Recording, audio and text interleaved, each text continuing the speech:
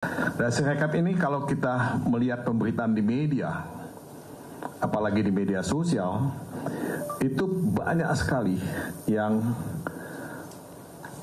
mengindikasikan kecurangan-kecurangan yang menggerus integritas pemilihan umum itu sendiri.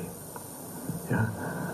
Nah, kalau ini dibiarkan, ini akan semakin merusak integritas pemilu itu. Ya. Nah, kita melihat dalam media sosial, dalam media, ya, salah satunya adalah penggunaan Sirekap yang cenderung menguntungkan paslon nomor 2 dan merugikan paslon nomor 3. Ya. Ini yang paling banyak kita temukan dalam pemberitaan-pemberitaan, terutama di media sosial, disertai dengan video yang kita bisa saksikan. Dan kami berpendapat bahwa hal ini sangat tidak sehat dan sangat tidak fair dan mengancam, ya, pemilu dan pilpres yang jujur dan. Nah, saudara-saudara, saya punya banyak pasukan yang lengkap di sini yang bisa menjelaskan lebih teknis, lebih detail kalau diperlukan nantinya. Tapi kami sangat concern dan sangat prihatin mengenai hal ini karena kami berasumsi kita melakukan kontestasi politik dengan fair, dengan jujur, dengan adil. Ya. Nah, dalam konteks ini, saudara-saudara sekalian, ya, ini catatan saya agak hilang. Kami sudah melaporkan ini baik ke KPU dan Bawaslu.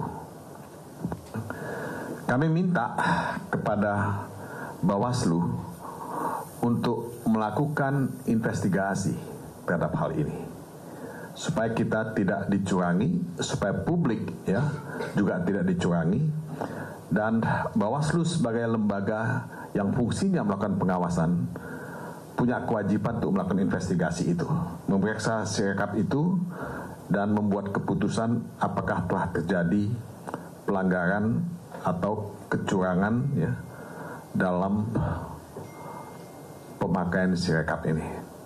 Nah, ini poin-poin yang saya ingin tekankan, ya, sebagai satu hal yang sangat serius yang mengancam, ya, integritas pemilu itu. Walaupun kami tahu bahwa yang mengikat, yang official dalam perhitungan suara pemilihan umum, pemilihan presiden itu adalah perhitungan manual yang dilakukan oleh KPU yang akan makan waktu. Paling lambat tanggal 20 Maret itu akan diumumkan. Kalau menurut jadwalnya bisa jadi lebih cepat, ya. Nah, jadi Sirekap ini tidak mengikat tentunya, tapi yang paling penting adalah perhitungan manual itu. Nah, kita berharap teman-teman media ikut mengawal proses ini, teman-teman media ikut menjaga proses ini, karena ini untuk kebaikan kita sebagai bangsa, ya, sebagai negara yang dikenal demokratis selama ini. Nah, mungkin ini pembuka dari saya. Saya silakan teman-teman yang lain kalau ada yang ingin menambahkan. Pak Firman, kami meneruskan yang disampaikan oleh Bang Todong. Keseriusan TPN untuk mengingatkan KPU sekaligus Bawaslu, kami sudah mulai sejak awal tanggal 12 Februari 2024, jadi 2 hari sebelum hari pemungutan suara dan penghitungan suara, bahwa ada kejanggalan yang serius dengan Sirekap ini. Dan Sirekap ini itu menunjukkan ada pelanggaran sistematis, terstruktur dan masif. Contohnya kami ulangi kembali, ya. Waktu simulasi itu, kalau simulasi secara konvensional 01 dapat 93, kemudian, ya, 02 juga 93, kemudian 03 93. Tapi di Sirekap 01 tetap 93, kemudian 02 97, kemudian 03 turun bahkan menjadi 92. Ini salah satu contoh Sirekap yang manipulatif terhadap hasil yang sesungguhnya. Nah, terbukti pada hari pemungutan suara, Sirekap ini melakukan 3 hal. Yang pertama adalah ada bahkan yang belum diinput dari hasil TPS yang sehasil itu bahkan sudah nampak di Sirekap. Artinya mesinnya sudah berjalan sedemikian rupa, sudah terencana angka berapa, untuk siapa, dengan cara apa. Yang kedua yaitu melebihi anggota daftar pemilih tetap. Rata-rata itu kan DPT 300. Ini ada yang 800, ada yang 700. Kami udah catat di sini sampai ratusan contoh-contoh ya, dan kita rumuskan. Bahkan ada yang bahkan sampai ratusan ribu, sedemikian rupa, yang tidak masuk akal sama sekali. Nah, yang ketiga yaitu ada juga memang di bawah 300, tapi kecenderungannya secara serius itu menambah menguntungkan 02. Nah, pesan kami adalah, pengingatan kami kepada KPU dan Bawaslu, bukan soal suara nominalnya, tapi hak kedaulatan rakyat ini kita harus selamatkan, kita harus jaga. Jangan dilihat soal perbedaan angka, perselisihan suara semata, tapi itu dirangkaikan dengan upaya sistematis untuk melakukan pelanggaran manipulatif terhadap hasil perolehan suara ini. Ini pesan moral yang kami suarakan sesungguhnya. Demikian, Mas Tommy. Ya, terima kasih Pak Firman. Silakan Pak Karani atau silakan. Oke, saya mungkin ingin menambahkan sedikit dari si yang lebih teknis ya, teman-teman. Saya sebelum ini juga memiliki background di teknologi. Itu yang Pak. Tes.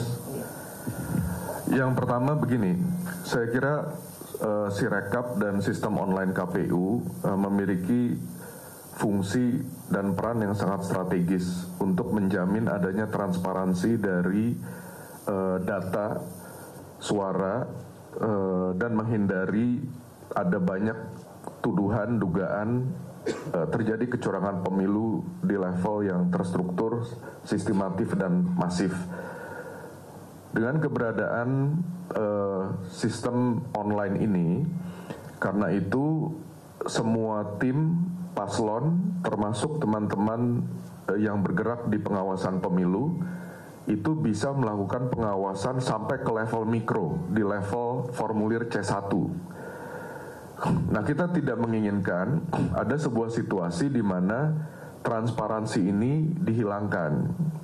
Karena apa? Karena itu tadi, kita menginginkan sebuah pemilu yang transparan, sehingga dugaan-dugaan atau tuduhan-tuduhan apakah terjadi manipulasi, rekayasa, bahkan pemalsuan formulir C1 itu dilakukan, itu bisa di cross check oleh semua stakeholders di pemilu ini dengan membandingkan formulir C1 yang sekarang sudah dimiliki oleh berbagai stakeholders dengan formulir C1 yang akan dijadikan basis penghitungan suara oleh KPU. Kita tidak menginginkan bahwa KPU nanti akan mengumumkan hasil di level agregat tanpa kita bisa mengecek secara detail di level yang mikro bahwa semua formulir C1 yang menjadi dasar penghitungan agregat dari real count KPU itu bisa diverifikasi satu persatu. Nah, itu yang saya kira menjadi salah satu desakan terpenting dari TPN Ganjar Mahfud, karena kami yakin bahwa transparansi data sampai ke level formulir C1 itu akan sangat menentukan legitimasi dari pemilu ini ke depan, dan juga untuk memberikan kesempatan yang sama bagi semua tim, termasuk stakeholders, termasuk teman-teman yang bergerak di level pengawasan pemilu, untuk melakukan pengecekan, memvalidasi kesahihan data sampai ke level yang mikro di formulir C1, gitu ya. Nah, itu yang pertama. Lalu yang kedua, kami memang melihat ada banyak sekali kejanggalan yang seharusnya tidak terjadi, apalagi di level negara, gitu ya. Saya kan bergerak sebelum ini di level swasta, di level teknologi. Salah satu sumber yang dipersoalkan secara masif oleh netizen, oleh kita semua, oleh media, itu adalah bagaimana sebuah teknologi yang digunakan oleh Sirekap. Itu kan ada dua teknologi ya. Kalau sepengetahuan saya gitu, satu adalah teknologi OCR atau Optical Character Recognition dengan OMR atau Optical Mark Recognition. OCR itu adalah sebuah teknologi yang bisa mengcapture dan kemudian mengkonversikan tulisan gitu menjadi sebuah teks digital gitu kan. Lalu yang kedua OMR, kalau teman-teman lihat di C1 itu kan ada tuh yang berupa bulat gitu ya, bulatan-bulatan hitam. Nah itu yang di capture oleh OMR. Nah yang ingin saya tekankan, kenapa saya sebagai orang yang juga bergelut di dunia teknologi OCR dan OMR ini adalah teknologi yang bukan teknologi baru gitu. Itu teknologi yang sudah secara luas digunakan oleh industri digital kita, termasuk di perbankan, di e-money, dan lain sebagainya. Dan itu sebuah teknologi yang sudah mature gitu.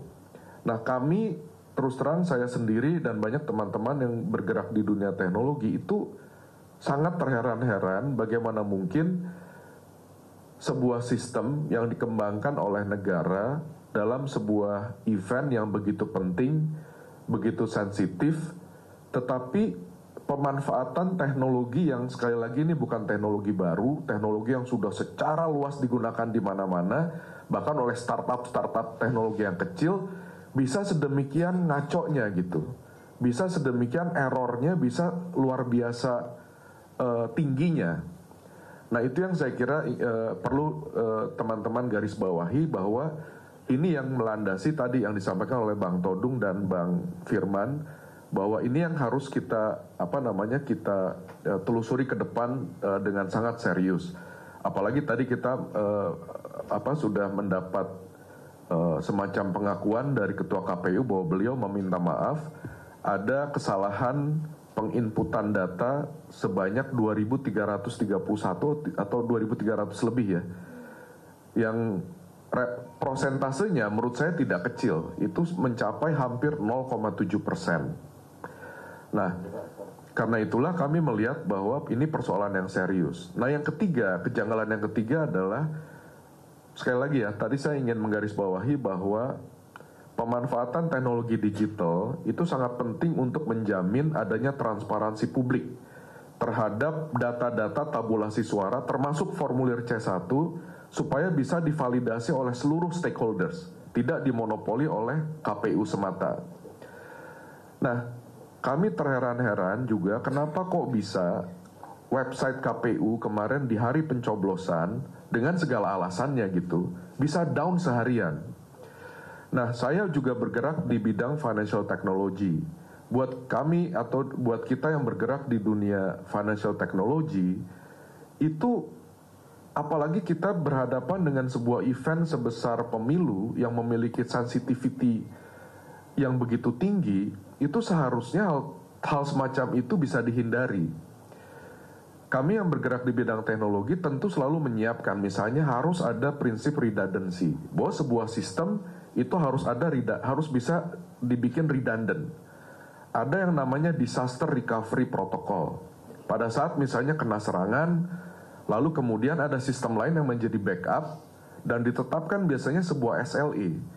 Berapa menit atau bahkan kalau di perbankan berapa detik sebuah sistem itu, misalnya pada saat dia down atau overload, lalu kemudian dia harus dialihkan ke disaster recovery site-nya, dan disaster recovery site-nya harus segera muncul gitu.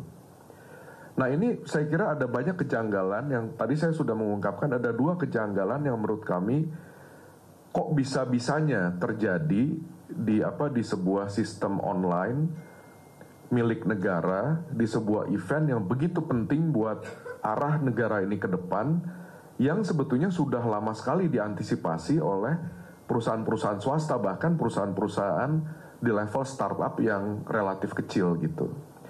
Nah berdasarkan itulah, karena itu saya kira kami mendesak, apalagi tadi sekali lagi Ketua KPU sudah menyatakan bahwa ada 2.300 sekian kesalahan input, itu hampir 0,7%.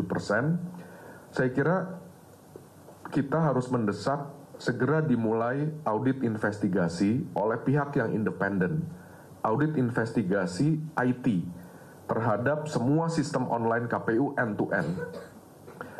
Saya kira di Indonesia ada banyak sekali perusahaan-perusahaan besar yang memiliki pengalaman dan track record untuk melakukan audit di skala ini. Itu satu hal yang sangat mudah ditunjuk. Jadi saya kira, dan itu harus dilakukan oleh pihak yang independen. Lalu yang kedua, saya kira kita juga memiliki sebuah DPR. Nah, saya kira DPR khususnya komisi yang berkepentingan atau bertanggung jawab terhadap area ini, saya kira juga sudah seyogyanya kami menghimbau untuk segera menjalankan fungsi pengawasannya, untuk memanggil KPU untuk mengurai semua persoalan-persoalan, semua bukti-bukti, semua kejanggalan-kejanggalan yang kita saksikan beredar secara luas di media sosial dan mainstream media dalam 3 hari ini gitu. Nah, itu sekali lagi, kalau dari saya, kami mendesak agar transparansi publik terhadap data tabulasi suara sampai ke level C1 itu harus dijamin validitasnya oleh KPU, dan karena itu harus bisa diperiksa oleh semua stakeholders, apakah itu dari paslon, dari teman-teman yang bergerak di bidang pengawasan pemilu, media, maupun dari netizen gitu. Itu yang saya kira satu hal yang sangat penting, yang saya kira harus dijamin oleh KPU dan segera diperbaiki, segera diaudit supaya kita bisa yakin bahwa pemilu 2024 ini berlangsung dengan legitimate berdasarkan data-data yang valid dan absah. Mungkin demikian dari saya. Mungkin Mas Bimo mau menambahkan? Monggo. Silakan Pak Ade Bimo. Terima kasih. Intinya rakyat yang telah memberikan suara di TPS itu juga ingin ngerti apakah suaranya ini menjadikan sesuatu yang berarti dengan dukungan kepada calon presiden dan calon wakil presiden, atau di pemilu legislatif ataupun di Dewan Perwakilan Daerah. Jadi rakyat punya hak untuk mengetahui sejauh mana suaranya itu menjadi fungsi politiknya. Ini yang saya mendengarkan dari apa yang disampaikan di dalam situs KPU, si rekap. Untuk rekap, saya sekali lagi pakai ilmu titen wong Jawa yang main-main dengan suara rakyat, suara di TPS itu bisa kena azab. Tidak percaya, buktikan komisioner KPU Bawaslu di tingkat pusat, kabupaten, kota, provinsi yang main-main dengan suara rakyat, benar ada yang kebeli. Tapi yang main-main dengan suara rakyat kena azab, tidak hanya menyalahi hukum tapi juga dosa. Vox populi vox dei. Itu saya orang Jawa 4 kali jadi panitia, jadi tim kampanye, termasuk 5 kali jadi anggota legislatif. Ini saya perlu sampaikan, jangan macam-macam dengan rekap-rekapan manipulasi suara di KPU. Teman-teman sekarang buka track record dari seluruh pengurus KPU, buka sekarang. Yang main-main nasib karirnya habis. Secara fisik ada yang mati. Karena ini urusan tidak hanya urusan duniawi tapi juga urusan hak yang diberikan Tuhan. Jangan dimain-mainkan. Maka untuk itulah kami juga bertanggung jawab dari tim kampanye nasional ini untuk mengawal betul, ya. Untuk mengawal betul. Saksi-saksi kami di daerah yang di hari ini harus menandatangani, banyak usulan-usulan untuk tidak ada penandatanganan di TPS, di KPPS, ya. Rekapnya mungkin dia mengikuti, tapi proses dalam jalannya pemilu itu ada sesuatu yang dianggap tidak wajar atau anomali. Ya tadi sudah di diskusi kami, ya. Banyak usulan-usulan untuk saksi-saksi ini tidak tanda tangan. Banyak usulan itu. Bagi yang tanda tangan pun hanya mau itu sebagai satu penandatanganan tabulasi rekap suara. Tapi bukan berarti menghilangkan berbagai kecurangan-kecurangan H-1 ya, pada saat sebelum ada kejadian di TPS. Setelah mereka menandatangani hasil penghitungan di KPPS, rekapnya pun dikacaukan dengan kacau lagi ini. Ya. Kita terlalu diasyikkan dengan quick count, tapi penghitungan rekap di KPU jadi kacau. Jadi ini yang ada dua persepsi. Apakah perlu ditampilkan seperti quick count itu rekapnya, ya kan? Atau dihentikan dulu supaya tidak mengacaukan situasi penghitungan secara bertahap. Tapi selalu muncul saja di media sosial tentang berbagai kecurangan yang ada. Ini yang perlu saya sampaikan untuk hal-hal yang terkait dengan rekap manual penghitungan berjenjang saat ini. Saksi-saksi banyak usulan untuk tidak menandatangani karena banyak kecurangan-kecurangan yang ada tidak dalam proses penghitungan di penghitungan suara TPS, tapi proses hal-hal yang menyangkut anomali-anomali terjadi berbagai cara untuk melakukan berbagai kecurangan. Ada wilayah tersendiri kami merekap berbagai kecurangan yang terstruktur serta masif sendiri. Untuk rekap kita berharap KPU harus menindaklanjuti berbagai kecerobohannya. Kalau ada berapa ribu? 2.300. Saya kira apakah cukup dengan permohonan maaf? Itu pernyataan permohonan maaf. Perlu ditindaklanjuti sikapnya harus seperti apa? Itu yang perlu kami sampaikan sebagai tambahan, bahwa sampai hari ini kita terus mengikuti berbagai jenjang perhitungan mengenai hal-hal yang terkait dengan si rekap ini. Terus kita harapkan akan menjadi instrumen yang dibutuhkan dari berbagai kelompok nantinya. Jangan seperti sekarang saya membutuhkan rekap suara pemilu di tahun 2009. Nggak ada. Coba sekarang dibuka situs tahun 2009, rekap suaranya, kan nggak ada. Sebesar negara Indonesia, apakah ini akan ada kejadian 2019 sekarang 2023, 2004 kok, 2019 ada kok. Tiba-tiba di 2024 kita tidak akan mendapatkan dokumen pemilu dari TPS per TPS di sistem rekap KPU.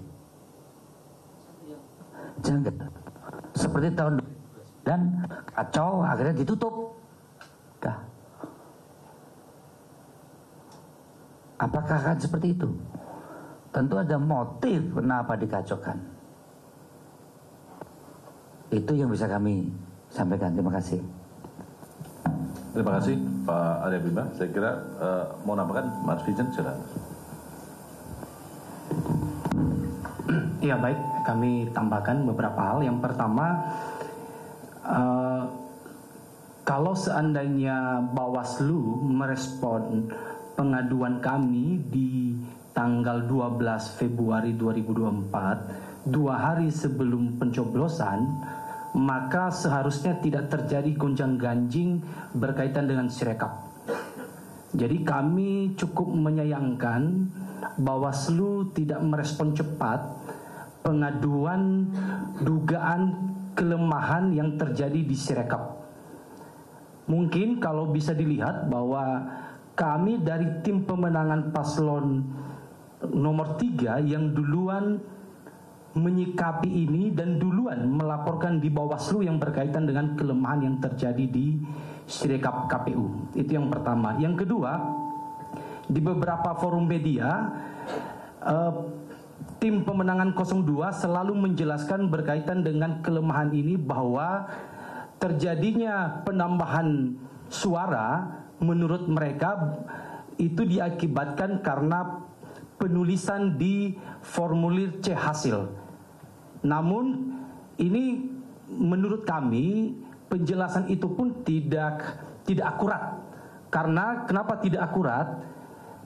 Di saat simulasi saja, di beberapa kali bukti yang kita dapatkan di simulasi itu tetap terjadi penambahan di paslon 02 dan pengurangan tetap terjadi di paslon 03. Dan itu kemudian menjadi suatu fakta yang terjadi di Sirekap KPU ini. Kalau kita lihat di beberapa bukti yang sudah terjadi, suara 02 sejumlah 62 suara, tetapi dalam hasil di Sirekap KPU itu kemudian menjadi 860. Ini bisa dibayangkan berapa kali lipat penambahan suara yang terjadi di paslon 02. Sedangkan di paslon 03 itu semakin turun. Nah, ini tentu penjelasan bahwa itu diakibatkan karena penulisan di formulir C hasil menurut kami ini sangat tidak tepat, begitu ya. Dan yang ketiga, karena masifnya, kalau kita anggap ini bentuk kelemahan, kalau kita menganggap itu juga bentuk kecurangan, maka menurut kami ini juga perlu KPU transparan. Sebetulnya aplikasi Sirekap yang buat siapa sih, kira-kira begitu. Ini juga perlu disampaikan kepada publik supaya kita mengetahui bahwa apakah memang ini semata-mata suatu kelemahan dalam suatu sistem IT atau ada rangkaian yang kita tidak ketahui di balik itu. Jadi menurut kami KPU tidak hanya semata-mata meminta maaf bahwa terjadi kelemahan di sistem IT tersebut, tetapi KPU juga harus transparan. Ini siapa yang buat? Kalau perlu yang buat pun memberikan penjelasan, termasuk yang tadi kita minta bahwa di dalam investigasi yang dilakukan ada tim audit independen supaya ini check and recheck bahwa Sirekap KPU itu terjadi semata karena kelemahan, bukan karena ada bentuk kecurangan. Karena kalau kita lihat secara terus-menerus bahwa yang terjadi penambahan itu pada paslon 02. Nah, itu yang perlu kami tekankan juga, bahwa ini memang tidak semata-mata hanya sekedar pada audit forensik saja, tapi ini juga harus transparan. Ini tim IT atau developernya ini berasal dari mana dan sebagainya. Jadi itu juga perlu menjadi penekanan dari kami. Terima kasih. Pak Vincent Mendrova, terima kasih. Masih ada lagi? Cukup ya, saya kira. Tambah dikit aja, Mas. Bimo, silakan Mas. Kawan-kawan media, setelah kita cermati dari berbagai proses sejak saya mendaftarkan tim kampanye pemenangan KPU, kemudian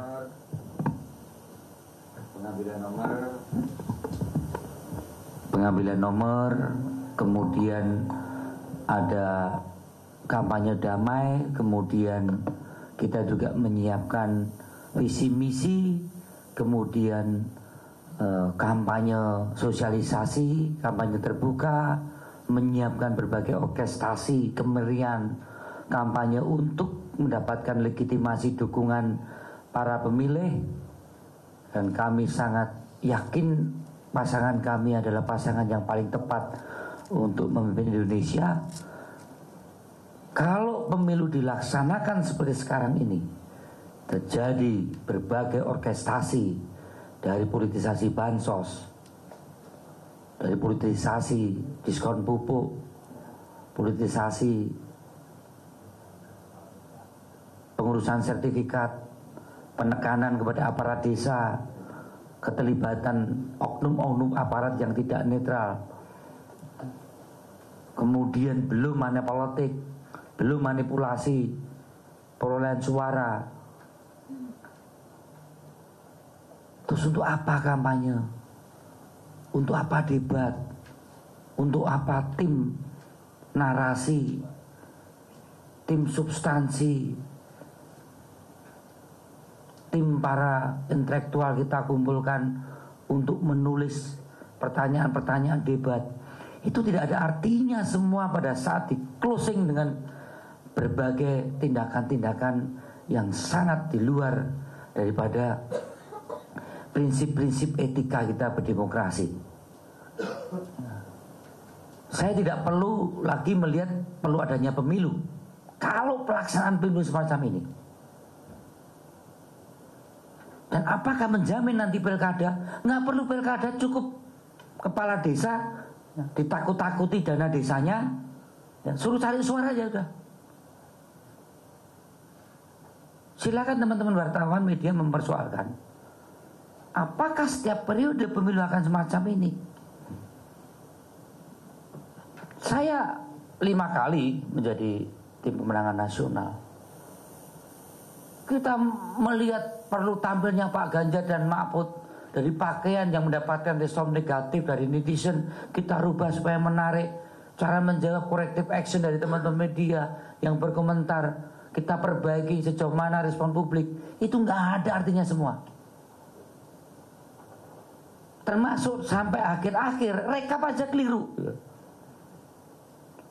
Apakah kita perlu ada pemilu? Hasilnya sudah diketahui. Cara memperolehnya banyakkan mana yang kampanye. Jadi saya melihat kalau situasi kondisi objektif selama kita berpemilu dengan seluruh tahapannya itu penuh manipulatif dan penuh keterlibatan berbagai oknum aparat, saya berharap tidak ada lagi pemilu. Tidak perlu ada yang namanya pemilihan kepala daerah, baik itu bupati dan gubernur bulan September. Sederhana, ancam saja itu kepala desa, ya, oleh oknum aparat, ya. Kemudian suruh cari suara, lebih manjur tambahi uang aja. Selesai itu bupatinya siapa yang kita hendaki. Nggak ada visi misi, nggak ada kampanye debat antara kepala daerah. Tidak penting itu. Sehebat apapun kepala daerah itu berdebat, yang paling penting beli suara. Ancam itu kepala desa dengan dana desanya. Ini adalah satu proses demokrasi yang menjadi kemunduran kita, ya. Dan pada saat seperti ini udah nggak bisa apa-apa lagi, ya. Semua udah bicara soal penyusunan kabinet. Bahkan media pun sudah terjerumus untuk bicara perlu koalisi atau oposisi. Baik proses belum selesai, ya. Semua udah bicara oposisi atau koalisi. Kita bicara by product atau by proses. By proses ini belum selesai. Ini yang perlu saya tekankan kembali, bahwa kita ingin demokrasi ini kita kawal dengan benar, ya, supaya konsolidasi demokrasi ini terus maju, menghasilkan pemimpin dengan sistem yang demokratis. Nah, saya melihat ada satu anomali-anomali yang itu membuat kita menjadi bangsa yang mundur dari aspek kita berdemokrasi. Terima kasih. Bang Ricardo, mau? Ya, rasanya sesak melihat situasi sekarang ini ya.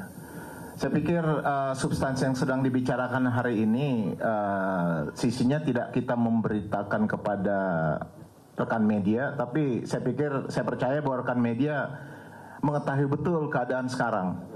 ya, dari tidak hanya sekedar proses penggelembungan tapi juga ketidakmandirian di lapangan. Saya pikir berita itu setiap hari dalam beberapa hari ini terus berada di alam informasi. Jadi memang kalau kita hubungkan peristiwa yang sangat belatan ini dengan target satu putaran, sampai di mana ini urusan koneksinya, sehingga yang kita tekankan itu adalah segera lakukan investigasi secara keseluruhan untuk bisa melihat pemilu apa yang sedang kita lakukan sekarang ini. Karena kembali, kalau kemenangan haruslah kemenangan yang diberikan rakyat, supaya kita bisa melihat masa depan yang lebih baik. Saya pikir itu. Ya. Baik, terima kasih. Rekan-rekan media, ada yang ingin ditanyakan? 1, 2, 3. Saya kira kita batasi dulu ya, 3 ya. 1, 2, dan 3. Terima kasih. Silakan ringkas saja. Terima kasih Mas. Tapi ini agak panjang sebenarnya, gak apa-apa ya. Ada 4 pertanyaan sebenarnya Mas, mohon izin. Sebelumnya saya Nanda Aprilia dari Kompas TV. Pertanyaan pertama saya sebenarnya saya mau tujukan untuk Mas Kara, karena tadi Mas Kara yang menyampaikan terkait dengan website KPU yang error di hari pencoblosan. Nah, kalau dari Mas Kara sendiri melihat apakah itu menjadi celah indikasi kecurangan terjadi pada saat itu. Nah, untuk pertanyaan kedua, ini bebas saja sebenarnya siapa yang akan menjawab dari TPN. Ini terkait dengan kemarin-kemarin terkait dugaan kecurangan pemilu ini, kan disampaikan bahwa TPN sendiri menerima banyak laporan. Nah, mungkin bisa dipaparkan sebenarnya laporan-laporan apa saja yang sudah masuk, karena kalau yang kami dengarkan adalah berupa video seperti itu. Nah, mungkin bisa dikasih sedikit contohnya laporan apa saja dan mungkin daerah mana saja yang sudah melaporkan hal itu. Kemudian untuk pertanyaan yang ketiga, dengan dugaan kecurangan ini langkah hukum lanjutan apa mungkin yang kedepannya yang sudah ditentukan atau sudah diputuskan oleh TPN. Nah, yang terakhir Mas mohon izin terkait dengan tujuan dari kubu 03 dan juga melihat kita paslon lain di kubu 01 saat ini kan tengah melakukan investigasi terkait kecurangan ini juga. Nah, memiliki tujuan yang sama kan artinya Mas. Nah, kedepannya apakah bisa keduanya ini melebur begitu jadi satu kubu karena mengingat tujuannya adalah sama, mengusut terkait kecurangan pemilu ini. Terima kasih. Terima kasih Mbak Nanda. Silakan Mas. Ya, selamat sore Bapak-Bapak. Saya Putu Bagus dari iNews. Sebelumnya saya ada 2 pertanyaan ya. Yang pertama tadi saya menuju ke Pak Todung. Saya mau tanya, kan sebenarnya Presiden Jokowi ini sudah mengatakan ya jika ada bukti kecurangan dan juga ada kesalahan itu segera dibawa ke Mahkamah Konstitusi dan juga Bawaslu. Dan tadi juga Pak Todung sempat mengatakan bahwa TPN sudah melapor ke Bawaslu ya pada tanggal 12 Februari. Nah, ini tindakan dari Bawaslu lebih lanjutnya seperti apa dan apakah TPN ini sudah sudah mendapatkan kejelasan soal ini. Dan untuk pertanyaan yang kedua ini untuk siapa saja dari pihak TPN, saya mau nanya, ini kan survei PDIP itu tertinggi ya di di partainya, dan Pak Ganjar ini terendah di quick account. Nah, Pak Ganjar juga sebut ini ada anomali ya, dan apakah survei saya segitu, kan juga sempat ada statement dari Pak Ganjar seperti itu. Nah, ini kan tadi juga sempat ada statement soal pengauditan. Nah, ini ada rekomendasikah dari TPN siapa yang harus independen dan harus siapa yang mengambil tindakan soal ini? Ya, itu aja, terima kasih. Terima kasih Mas Putu Bagus. Satu lagi, Mas belakang, silakan.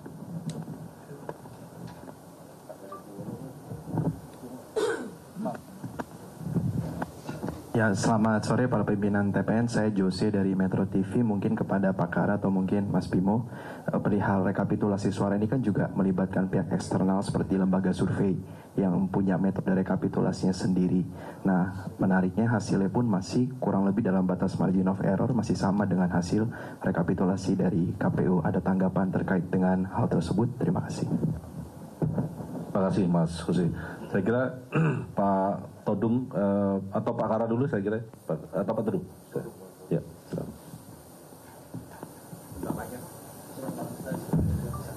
Oke. Terima kasih untuk pertanyaannya teman-teman sekalian. Saya tadi bicara sangat pendek sebetulnya, tapi kan sudah dilengkapi oleh teman-teman yang lain. Ya. Jadi kalau pertanyaannya menyangkut mengenai pelanggaran apa saja yang terjadi dan yang sudah dilaporkan, kita itu melaporkan sangat banyak, ya.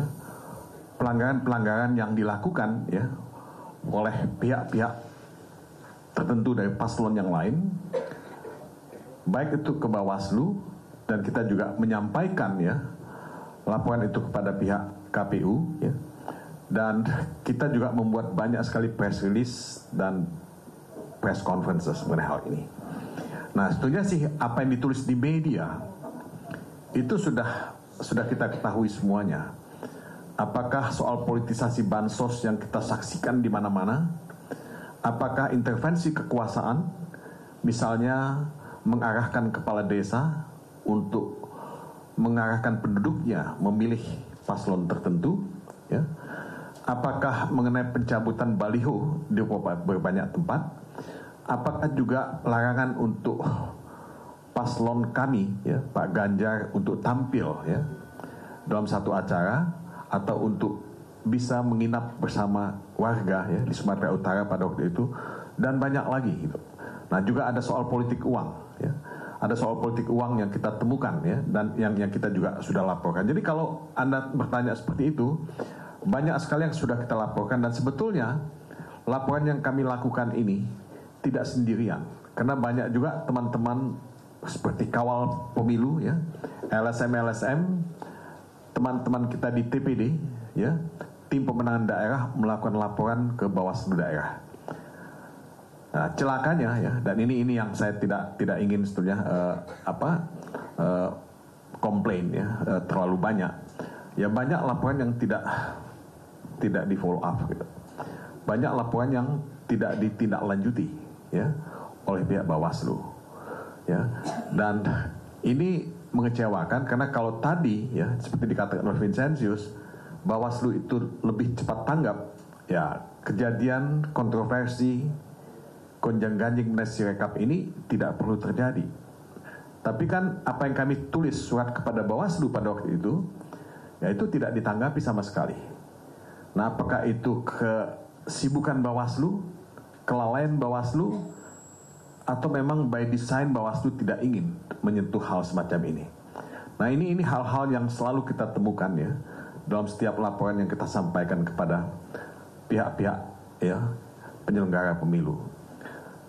Tapi saya juga cukup memberikan apresiasi dalam kesempatan ini, karena Bawaslu itu juga baru mengeluarkan siaran pers yang menjabarkan banyak sekali pelanggaran-pelanggaran ya yang terjadi dalam proses pemilu ini. Ini siaran pers terakhir yang mewartakan ya temuan Bawaslu pada pemungutan dan penghitungan suara pemilu. Nah, pada masalah pemungutan suara itu banyak sekali laporan yang kita lihat ya. Nah, tadi Saudara Vincent mengingatkan kepada saya untuk menekankan satu hal, yaitu intimidasi yang terjadi kepada pemilih dan penyelenggara pemilu. Nah, kenapa ini penting? Karena ketika kita bicara mengenai Sirekap ini kan kita bicara mengenai penyelenggara pemilu sebetulnya. Nah, kalau intimidasi itu memang terjadi pada mereka, nah ini patut disayangkan ya, bahwa penyelenggara pemilu itu sendiri berada dalam keadaan yang sangat tertekan dalam menjalankan tugasnya. Nah, tentu penyelenggara pemilu seperti ini ya akan tidak mudah untuk menjalankan tugasnya dengan maksimal, dengan efektif. Ya. Nah, pimpinan KPU seharusnya bukan saja ya meminta maaf ya kepada publik mengenai hal ini, tapi saya kira kita tuntut ya supaya pimpinan KPU juga ya bertanggung jawab. Nah, bertanggung jawab terhadap publik, dan kita punya hak ya untuk bisa mendapatkan penjelasan yang sangat transparan ya, sangat jelas dari pihak pimpinan KPU, karena itu tidak harus dilakukan. Itu hak kita untuk mendapatkan informasi dan penjelasan itu. Nah, kalau memang kita perlu melakukan investigasi, saya kira DPR bisa melakukan tindak lanjut mengenai hal ini. Ya, memanggil pimpinan KPU, memanggil pimpinan Bawaslu, dan kalau perlu dibentuk semacam tim investigasi independen untuk itu. Kenapa tidak? Ini pemilu yang jadi taruhan kita sebagai bangsa. pemilu yang menentukan perjalanan kita sebagai bangsa setelah 2 periode pimpinan Presiden Jokowi.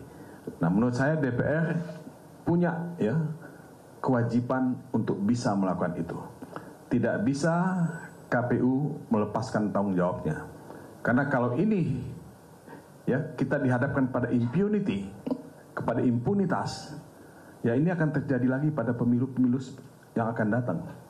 Nah, ini yang kita tidak mau ya. Saya mungkin pada pemilu akan datang ya sudah tinggal ya memilih atau tidak memilih kalau keadaannya seperti ini. Tapi menurut saya tidak boleh anak-anak kita, cucu-cucu kita dihadapkan pada pemilu yang tidak profesional, KPU atau penyelenggara pemilu yang tidak profesional dan tidak kompeten semacam ini.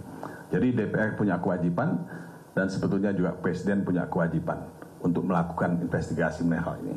Jadi intimidasi ini banyak sekali, ribuan jumlahnya kalau kita melihat siaran persnya Bawaslu itu sendiri, baik pada tahap pemungutan suara maupun pada masalah penghitungan suara. Jadi ini jawaban umum saya untuk apa yang ditanyakan tadi. Nah, yang kedua tadi pertanyaannya juga mengkaitkan hubungan paslon 03 dengan paslon 01. Karena kedua paslon ini tentu sama-sama ingin menegakkan integritas pemilu. Sama-sama ingin menegakkan pemilihan umum yang jujur dan adil. Sama-sama paslon yang merasa dirugikan dalam proses pemilu ini. Apakah akan melakukan ya semacam aliansi atau kolaborasi? Menurut saya sih kita tentu membuka diri untuk melakukan koordinasi karena kita punya komitmen yang sama, tujuan yang sama ya. Tapi tentu kita belum bisa memutuskan apa-apa dalam tahap ini. Tapi percayalah bahwa semua itu terbuka untuk dilakukan. Ya, karena at the end of the day, apa yang kita inginkan adalah pemilihan umum yang jujur dan adil, pemilihan umum yang punya integritas, pemilihan umum yang betul-betul menegakkan hukum ya, dan etika. Dan kalau misalnya kita harus berkoordinasi menyatukan ya sikap mengenai hal ini, saya kira itu hal yang tidak salah dan bisa menjadi semacam simbol ya yang signifikan di mana komitmen itu ada pada kita semua. Dan buat rakyat juga penting untuk melihat komitmen yang sama bahwa kita ini committed untuk pemilu yang jujur dan adil. Nah, itu mungkin 2 pertanyaan tadi yang disampaikan kepada saya ya. Saya kira nggak ada lagi ya.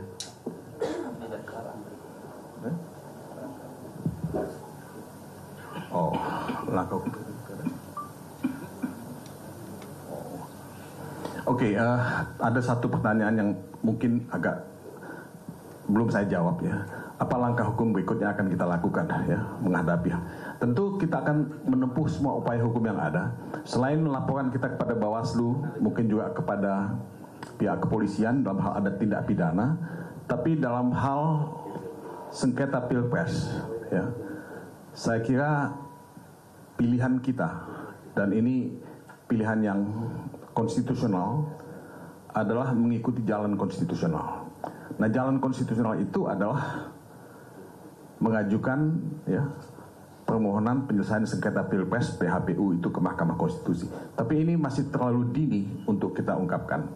Tapi kalau kita dihadapkan pada situasi itu, memang itu jalan yang akan kita tempuh ya.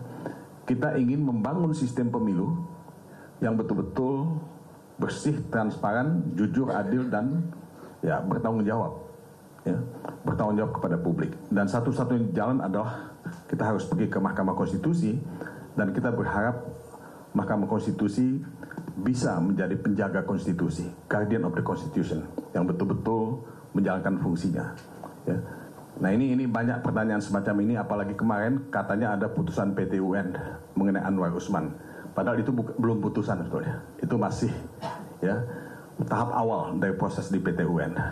Ya. Saya kira Anwar Usman tidak punya hak untuk ikut menyelesaikan sengketa pilpres karena sudah ada putusan MK pada waktu itu. Ya, karena di situ akan ada benturan kepentingan ya pada Anwar Usman untuk ikut sebagai anggota majelis hakim di MK. Ya itu sederhana aja. Tapi menurut saya itu very clear dan sangat prinsipil ya. Tidak mungkin dia menjadi anggota Majelis MK untuk menyelesaikan sengketa Pilpres. Terima kasih. Terima kasih. Pak Karania ada beberapa pertanyaan untuk Pak Karan. Ya mungkin tadi dari siapa Metro ya? Kompas. Yang Kompas. Metro. Ya, dari Nanda dulu deh. Yang jawab biar Barack Obama nih. Saya kutipin ya. There is no such thing as a vote that doesn't matter. Nah, itu jawabannya tuh Nanda. Nah, kalau tadi yang siapa namanya? Dari Kompas, ya kan? Ya kalau ini apakah kecurangan apa bukan gitu. Nah, makanya menurut saya tadi Bang Todung dan yang lain juga sudah menegaskan. Saya kira kita kan tentu tidak ingin berburuk sangka. Cuma memang ini kan sudah memunculkan keresahan publik yang luar biasa ya. Kita lihat setiap hari, bahkan setiap menit di medsos nggak berhenti-berhenti tuh. Masyarakat resah mempersoalkan ada begitu banyak kejanggalan di pemilu ini, yang salah satunya adalah dipicu oleh kekacauan sistem digital atau kekacauan sistem online di KPU sekarang. Nah karena itu, bagaimana sebagai bentuk akuntabilitas publik yang ada di KPU, nah saya kira itu tadi tersedia sebuah skema yang ini skema yang sangat common, yang sangat wajar, sangat biasa dilakukan di industri digital, ya diaudit gitu. Itu biasa banget. Bahkan banyak perusahaan digital itu diwajibkan untuk memiliki ISO 27001. Itu standar protokol untuk menjamin keamanan, perlindungan data, dan lain sebagainya gitu.